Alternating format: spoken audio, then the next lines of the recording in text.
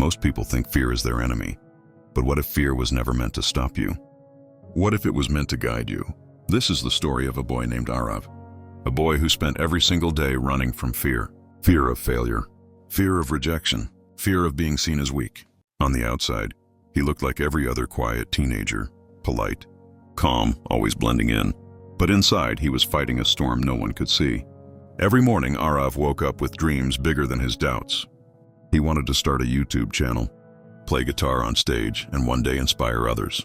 But every night, that same quiet voice whispered inside his head, "You're not ready. You'll fail. People will laugh." And so his dream stayed locked inside him. Days turned into months and fear became his habit. Then one day at school, there was an announcement, a public speaking competition. The topic, "What does courage mean to you?" Arav's stomach twisted. He looked away, praying no one would ask him to join. But deep down, something inside him wanted to do it. That night, he told his grandfather about it, a calm, wise man who had seen war, loss, and failure, yet still carried peace in his eyes. Arav said softly, "I can't do it, Grandpa."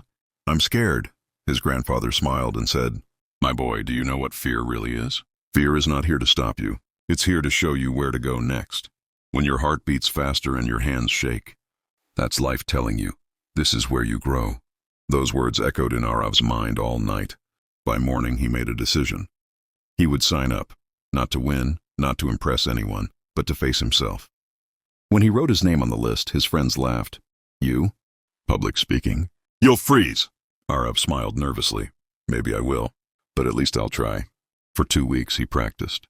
Every day after school, he stood in front of the mirror, forgetting lines, sweating, trembling. But slowly something began to change.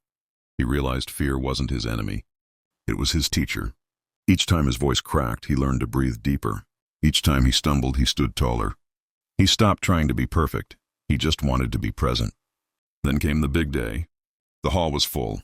Students, teachers, judges. His name was called. As he walked to the stage, his knees trembled. The paper in his hands blurred. He froze in front of the mic. Silence. Then someone coughed. He thought of running away, but then he heard his grandfather's voice again. "Fear shows you where your growth is waiting." Arav took a deep breath and said softly, "I'm not here today because I'm fearless. I'm here because I'm tired of letting fear control my life." The room went silent. He continued, his voice shaking but his heart steady. "I used to think courage meant not being afraid. But now I know. Courage means being scared and doing it anyway." When he finished, the hall erupted in applause. Not because it was perfect, but because it was real. He didn't win the competition, but he won something far greater, his freedom. That night, he told his grandfather, "You were right. Fear doesn't stop you from living. Running from it does." His grandfather smiled. "Now you understand, Arav. Courage isn't born in comfort, it's born in fear." From that day, Arav lived differently. He joined new activities, met new people, took chances. Every time fear appeared, he whispered, "Thank you for showing me where to grow next." Years later, the same boy who once couldn't say a single word on stage now stood before thousands as a motivational speaker, reminding others that fear doesn't mean stop, it means step forward.